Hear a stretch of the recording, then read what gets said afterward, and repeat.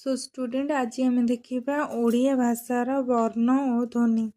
वर्ण संख्या आमर अच्छी 50 टी, स्वर वर्ण 11टा, अ आ हसई दीर्घई हसौ दीर्घ ए ऐ ओ व्यंजन वर्ण 39टा, मोट ध्वनि 41टा, स्वर ध्वनि है 8टा। एगुड़ाक दे 8टा स्वर ध्वनि कौन कौन।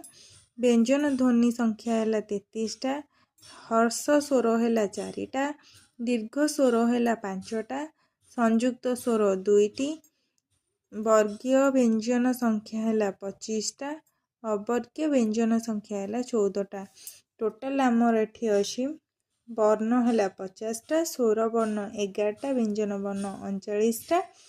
स्वर वर्ण को डिवाइड कर 3 प्रकार, ह्रस्व स्वर, दीर्घ स्वर, संयुक्त स्वर। व्यंजन वर्ण को डिवाइड कर 2 प्रकार, वर्गीय व्यंजन, अवर्गीय व्यंजन। वर्गीय व्यंजन आम रहा 25टा, अवर्गीय व्यंजन रहा 14टा। वीडियोटी जदि भल लगे लाइक शेयर कमेंट करने को भूलनी। Thank you.